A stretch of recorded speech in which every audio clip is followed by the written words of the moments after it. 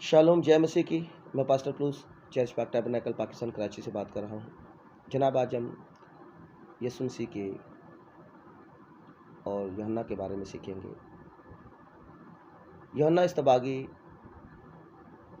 यीशु मसीह का कज़न था, मासी का बेटा था उसकी खाला का, और यीशु मसीह से 6 महीने बड़ा था। और यूहन्ना इस्तबागी एलिया की तीसरी रूह थी, बियाबान में पुकारने वाले की आवाज़ थी। और खुदा ने अपने नबी को एक निशान दिया था। खुदा हमेशा नबी को एक निशान देता है। उसने कहा था कि आसमान खुला हुआ देखोगे और कबूतर रूह कुदूस की मानिद उसके कंधे पर। उसे एक निशान दिया था।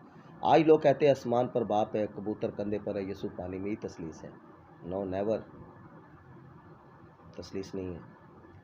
वो यूहन्ना को नबी था, उसको एक निशान दिया गया था। नबी को खुदा निशान देता है कि उसके आसमान खुला हुआ देखोगे और कबूतर को उसके कंधे पर उतरता हुआ देखोगे। रूह कुदूस को कबूतर की मानिद कंधे पर उतरता हुआ देखोगे। ये नबी को एक निशान दिया था।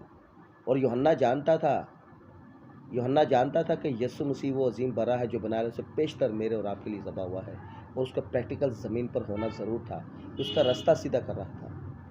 ये यीशु मसीह की राह सीधी कर रहा था। ये हमारे उस मंसूबे की राह सीधी कर रहा था जो यीशु मसीह ने रचा हुआ था, जो खुदा ने रचा हुआ था। वो बर्रा ज़मीन पर आता, लहू बहाता, कुर्बान होता, तो मेरा और आपका कफ़ारा होता। हालेलुया। यीशु मसीह को बपतिस्मे की क्या ज़रूरत थी? उसका पैदा होना ही पाक था, उसका दुनिया में आना ही पाक था। मुकद्दसा मरियम को किसी मर्द ने छुआ नहीं था। वो जो उसके पेट में था रूह कुदूस की वसासत से था। वो पाकीज़ा थी और पाकीज़ा रूह उसके पेट में गया और वो खुदा का रूह था जिसने जिस्म लिया था। हालेलुया। उसे बपतिस्मे की ज़रूरत नहीं थी। वो वहाँ पर आया और यूहन्ना तो वहाँ पर फकीर, फरीसियों, पास्टरों को, बिशपों को, उस दौर की तंजीमों को कह रहा था, ऐ सांप के बच्चों, तुम्हें किसने जिता दिया, आने वाले का सबसे भागो। उनको डांट रहा था।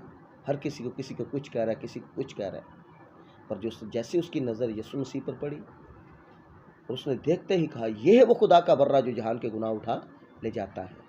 वो जान गया था ये बर्रा है, ये वो बर्रा है जो बना सिर्फ पेशतर मेरे और आपके लिए कुर्बान हुआ है, ज़बा हुआ है। ये वो बर्रा है जिसके 7 सींग और 7 आंखें थी। यूहन्ना एलिया की तीसरी रूह इसने आसमान पर पहले ही देख लिया था। ज़बा किया वो बर्रा इसने आसमान पर पहले ही देख लिया था। ज़मीन पर उसने आते ही पहचान लिया, ये वो खुदा का बर्रा है जो जहान के गुनाह उठा ले जाता है। और जो ये तो सिर्फ उस मंसूबे को पूरा कर रहा था। यीशु मसीह को बपतिस्मा लेना लाजमी नहीं था, ये तो सिर्फ उसने रास्तबाजी पूरी की थी। आपको पता है, ब्रदर ब्रैनम बताते हैं कि यीशु मसीह ने वहाँ पर जो बपतिस्मा लिया है, यीशु मसीह बरा है, अजीम बरा है जो मेरी और आपकी खताओं की खातिर कुर्बान होना था, मेरे और आपके गुनबरूसी गुनाह की खातिर कुर्बान होना था। यीशु मसीह जब आया, यूहन्ना ने उसे पहचान लिया और यीशु मसीह ने वहाँ पर आया और आते ही यूहन्ना ने कहा, मैं तो खुद तुझसे बपतिस्मा लेने को मुताज हूँ। उसने कहा, सारी रास्तबाजी में इसी तरह पूरी करनी। क्यों? उसे पता था मैं बरों, मैं कुर्बान होऊंगा तो ये रास्तबाजी पूरी होगी।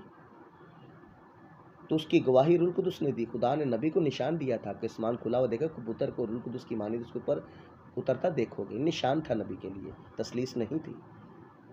इस बात को समझे ज़रा। और वहाँ पर इस बात को हम सीखते हैं, इस बात को समझते हैं कि बरे को ज़बह करने से पहले नहलाया जाता है और यूहन्ना उस बरे को नहला रहा था ताकि उसके बाद मेरे और आपके लिए उसने कुर्बान होना था। हालेलुया। ये तसलीस नहीं है, ये आने वाले की राह सीधी की जा रही थी ताकि वो दुनिया में आए, उस बरे को नहलाया जाए। और यूहन्ना वहाँ पर उसको नहला रहा है। सिर्फ वहाँ पे यीशु मसीह को बरे को ज़बह करने से पहले नहलाया जाता था पीतल के हौज़ में। तो वहाँ पर यरदन के अंदर, यरदन और पीतल का हौज़ है जिसमें बरे को नहलाया गया था।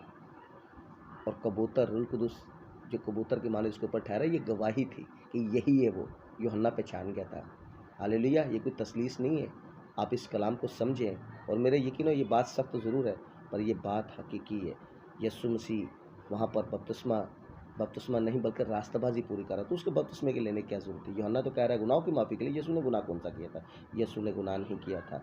यीशु मसीह वो बर्रा था जिसने वहाँ पर आकर क्या करनी थी? रास्तबाजी पूरी करनी थी और बरा ज़बा होना था।